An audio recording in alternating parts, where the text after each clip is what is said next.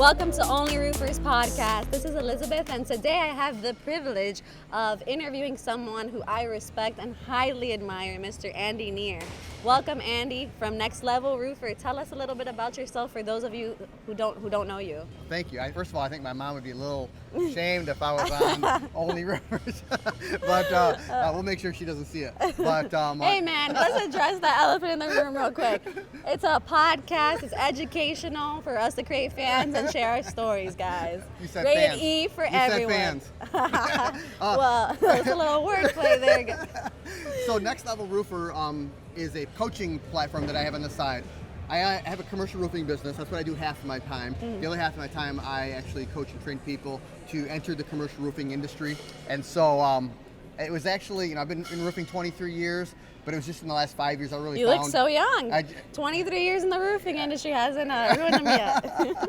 So I really found it about 5 years ago that I like coaching and training new guys, young guys to, maybe avoid some of the pitfalls and mistakes that I had. One thing that I have to ask you, I know that you've decided to keep your company with the business model that's at right now because you enjoy quality of life and you put that above sometimes growing your own roofing company further. What is the reason for that, and what would you suggest to someone who also shares those same ideas? So there's a buzzword going around. I don't know if it's just our trade, but all trades is like scale.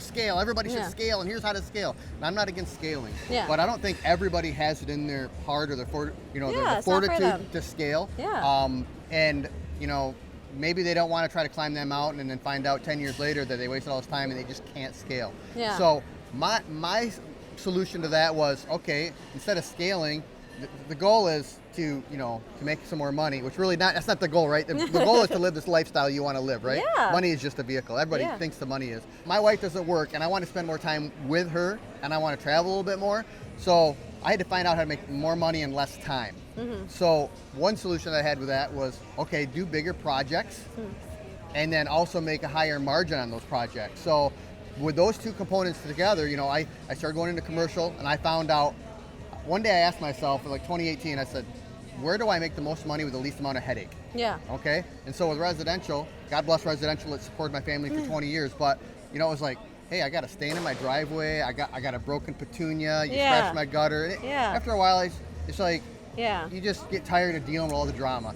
And with commercial building owners, it was so much less headache. It was, they checked on me once a week, everything's going good, pick up your check, get into the shop, and it was way less headache. There's a huge difference between B2C, which is business to consumer, and B2B, which is business to business, right? And the people who are in B2C, the consumers that are buying from you, their level of education and awareness towards certain things is not as advanced as someone whose dedication is to this investment property. This is something, or someone who's managing an investment property.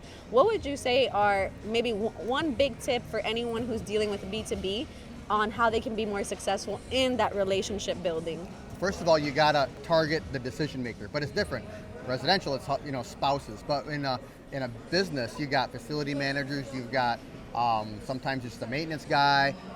Many times in my situation, it's the building owner. But you usually find out they've been trying to maintain their roof the way they know how. And I find it many times that the building owners, depending on the maintenance guy, to know his stuff. And then I talk to the maintenance guy, and he's like, I just go to ABC and just pick up some crap and throw it on there. And he'll tell me, like, I really don't know what I'm doing, but the boss thinks I do. And so that's where, and this is a really great piece of advice, is some people will be like, they're going to a commercial building owner and they say, are you the decision? They'll talk to the facility manager. Are you the decision maker? I want to talk to the decision maker. And if you do that, you're actually cutting the legs out from your maintenance guy. He's your connection. And if the building owner empowered him to talk to you, then you need to empower the maintenance guy to sell you. And then he will sell you.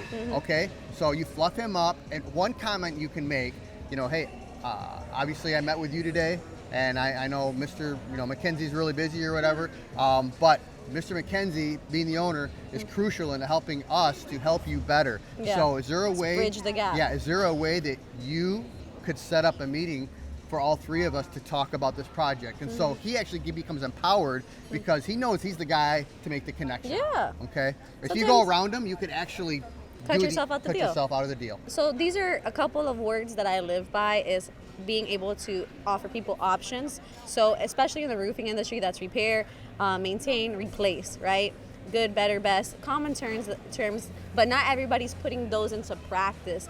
How crucial is it in the commercial industry to have a repair, a maintenance program, and a replacement options? Very critical. In fact, I have 4 R's, and that is restore, replace, recover, and I can't think of the other one, but it's 4 R's, guys.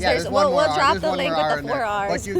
But you gotta have options, okay? Because there's a lot of building owners I go into, and they're like, hey, we got leaks, you know, and more often than not, these places are going to have budgets. Yeah. You know, and this year they got a budget to do the parking lot. Yeah. Next, you know, and so a lot of times I'll go and I'll give an estimate to this building owner for a whole roof, but they can't swing it. Yeah. But they'll take my estimate, put it into the budget, and save for next year. And a lot of guys coming in, they can't deal with that long sales cycle, right? So you got to follow up. You got to make sure that you keep them in your pipeline and you're following up. And you know, I'll call them up a couple months later, or maybe a month later, say, just wondering if you had thought any more about that project. Has there been any developments? Yeah. Use the right words, and send them more information. Yeah. But otherwise, if they're not, offer a maintenance plan.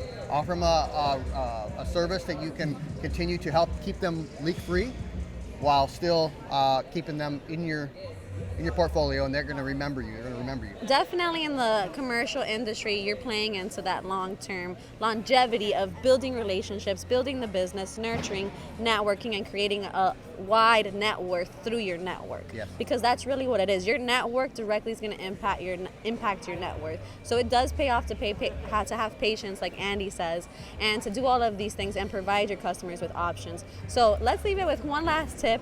What do you suggest for anyone who owns a roofing company and wants to make that shift from totally residential to commercial only? That's a big one here. This is a heavy hitter. Well, I notice most guys that I talk to don't want to. They want to add commercial, and they want to do both. And that's great. But for me, I wanted more time, freedom in my life. And so I thought, you know what, I'm just going to go headlong into commercial. I'm going to only do commercial, which took me from about 200 projects a year down to 40 or 50. Wow. That gives me more time to spend with each client, each project, my family, and to do things like this, come out and do things. And so that's number one. But number two, I'm just going to give you a little pointer here. When it's probably in all sales, but when you're at a building owner and you're talking to them about their project, do not talk bad about your competition or their product. Yeah. We did a country club last fall, and by the way, country club, I mean, who goes to country clubs? Yeah, wealthy business owners. Yeah, exactly.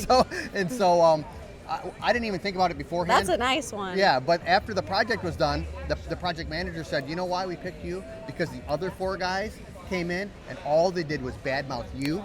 They badmouth coatings, because we had coating on a portion of the project. They badmouth you, they badmouth coatings, and he goes, and you never said one negative thing or bad thing about their product or the other company's competition. And he says, and we're loyal. He says, when we find a good pest control guy or roofing guy to work with, we continue to work with them. You will be my first call. I don't, you know, some companies, they continue to, shop around after their job, but there's many companies, myself included, I find a good guy to work on this thing in my building, he's going to be my friend. He's going to be the guy I call each project in and out. Because it's all about that relationship. So that's a really good tip. Thank you so much, Andy, for sharing that. That's a good ethical business tips. If you're going to be in business, you have to remain ethical and not down talk your competition or what the customer is doing. One thing you always have to do is agree and uplift your customers and make them confident in the decisions you're making, because our job is just to support that person that we're trying to help and not forget that that client